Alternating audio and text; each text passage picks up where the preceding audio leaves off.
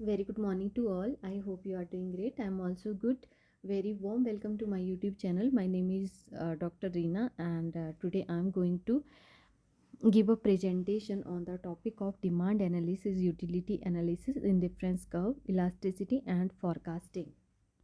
So let's start with the demand analysis. Demand analysis is the study of consumer behavior to understand how much of a product or service will be purchased at various prices during a specific time. For example, you want to purchase a phone. Okay, so it's a fixed price. You can buy a phone with a fixed rate. Next, we have key concept in demand. So first concept, which include the demand schedule. Second one is demand curve. Apart from that, there is law of demand. So in the demand schedule, a table showing quantity demanded at different prices. Okay, quantity X of 2 rupees and quantity Y has 5 rupees. So every quantity have a different prices according to the quantity. Next we have demand curve, a graphical representation of the demand schedule. Next we have law of demand, states that all else equal, the quantity demanded of a goods falls when the price rises. Okay, for example, you want to buy a phone. Okay, when the price is high, so you can purchase a less quantity. Like for example, you want to buy a number of toffees, 10 toffees you buy in 10 rupees, but at uh, 1 1 lakh rupees you can buy a one phone. So it's totally depend on the law of demand. Like if the prices increases, then the quantities fall down, decreases. Next we have utility analysis. Utility is the satisfaction a consumer gets from consuming goods and services. Utility analysis helps explain consumer choices. The key concepts which include the utility analysis. First one is total utility. We can represent it as TU. Total satisfaction from consuming a specific quantity of goods. Next we have marginal utility. Additional satisfaction from consuming one more unit of a good. Next, we have law of diminishing marginal utility. States that as one more units of a good are consumed, the additional utility derived from each successive unit decreases. For example, if a consumer eats chocolate, and next we have, and this is the example of total utility. Next we have marginal utility. The example of marginal utility is the first chocolate provides high satisfaction. Next we have law of diminishing marginal utility. With each additional chocolate, the satisfaction decreases until it may eventually become negative. Next we have indifference curve.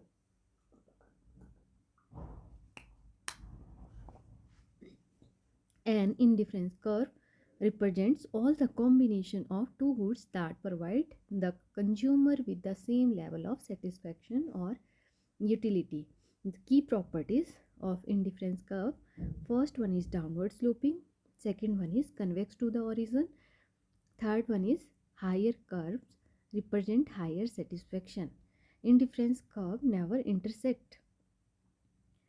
And next we have consumer equilibrium. So let's discuss with the first one, downward sloping. To maintain the same utility, if the quantity of one good decreases, the quantity of other unit will be increases. Convex to the horizon, which means due to the diminishing marginal rate of substitution. Higher curve represent higher satisfaction, which means the consumers prefer combination of higher curves. Next we have indifference curves never intersect. Each curve represent a unique level of utility. Next we have consumer equilibrium, which occurs where the budget line representing income and prices is tangent to the highest possible indifference curve. Next we have elasticity. Elasticity measures the responsiveness of one variable like demand to changes in another variable like price. Types of elasticity. First we have price elasticity of demand, and it represented as PED, measures the responsiveness of quantity demanded to changes in price, and its formula is price elasticity of demand is equal to percentage change in price divided by percentage change in quantity demanded. These are the different categories of elasticity.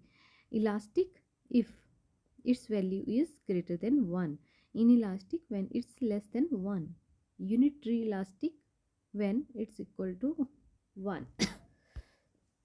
Next we have income elasticity of demand.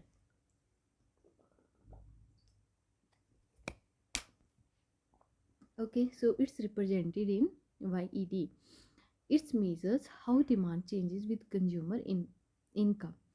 Positive when normal goods and negative inferior goods. Okay, we basically its income elasticity of demand is positive in case of normal goods, and income elasticity of demand is negative in case of inferior good. Next we have cross elasticity of demand. It's represented in XED. It measures how demand for one good changes when the price of another goods changes. Its cross elasticity of demand is positive in case of substitution, and cross elasticity of demand is negative in case of complements. Next we have importance of elasticity. First one is the pricing decision, taxation policies. Apart from that, it's also help to understanding the consumer behavior. Next we have forecasting. Forecasting involves predicting the future demand for goods or services based on historical data and market trend. These are the methods of forecasting. First one is qualitative method and second one is quantitative method.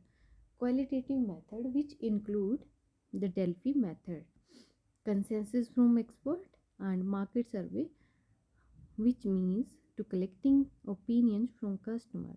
Next we have quantitative method which include the three methods. First one is the trend analysis, second one is time series analysis, third one is regression analysis. In trend analysis, observing past trends to predict future outcomes, and in case of time series analysis, statistical technique using historical data. Next we have regression analysis which examines relationship between variables, and next we have applications of forecasting. First one is it helps business in production planning and inventory management, and it also helps to aid policymakers in making informed decisions. This is the summary of all the topics that already discussed in the previous slides. So first concept was utility analysis. So let's discuss the definition of utility analysis, and apart from that we also going to discuss the key feature and importance with respect to each concept, each topic. Okay, so start with the utility analysis.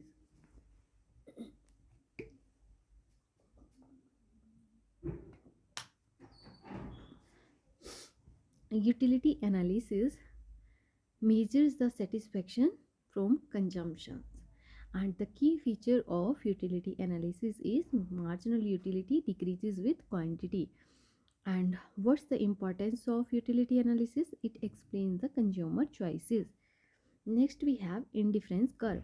It represents the combination of goods with equal satisfaction, and it is convex due to diminishing marginal utility. And What's the importance of indifference curve? It shows consumer preference and equilibrium. Next, we have elasticity, responsiveness of demand to changes in price, income, or related goods. It's elastic when it is greater than 1, it's inelastic when it's less than 1, unitary when it's is equal to 1. Importance of elasticity, pricing and policy making decision. Next, we have forecasting, prediction of future demand using historical data and trends. Key feature of forecasting is its quantitative and qualitative methods includes. And importance of forecasting, it helps in planning and decision making.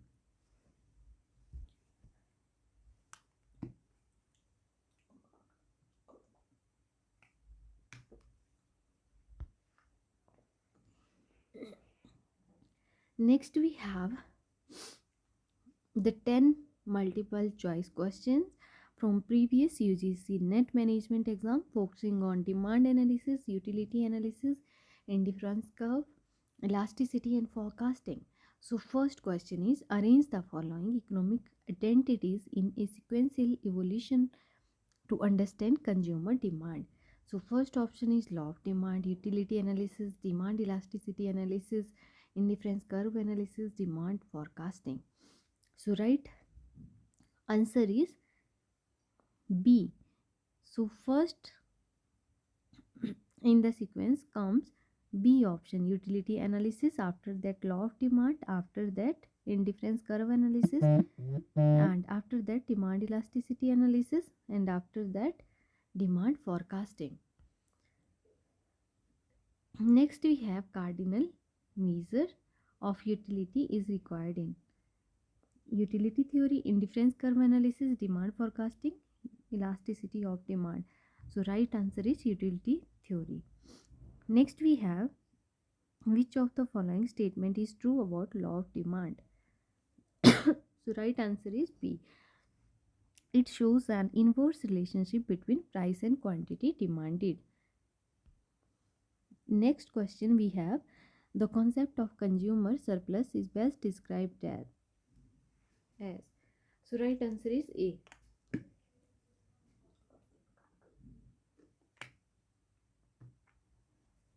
The difference between total utility and expenditure. Next question we have, in the context of elasticity, if the price elasticity of demand for a product is greater than 1, demand is considered as. I already mentioned in the previous slides. If demand is greater than 1, then it's elastic. Which of the following method is not commonly used in demand forecasting? Delphi method, time series analysis, regression analysis, game theory. So right answer is game theory. The indifference curve represents. Next, the right answer is B. Combination of two goods providing equal satisfaction. Next we have, which of the following is not an assumption of law of diminishing marginal utility?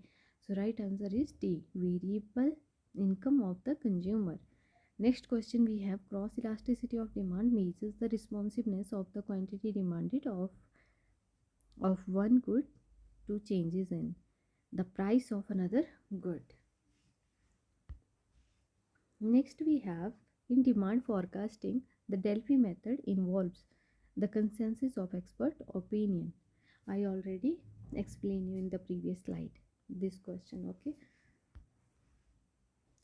Next we have, this question is based on the utility analysis. The law of diminishing marginal utility applies to consumption.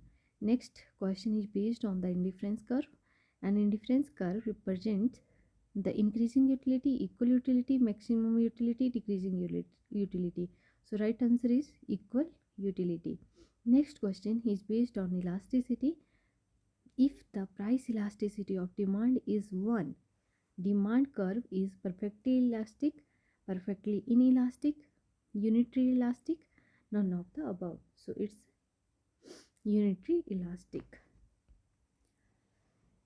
Next question is based on forecasting. Which of the following is a quantitative forecasting technique? Delphi method, market research, moving average, brainstorming. So right answer is moving average. Next question we have price elasticity. Based on price elasticity.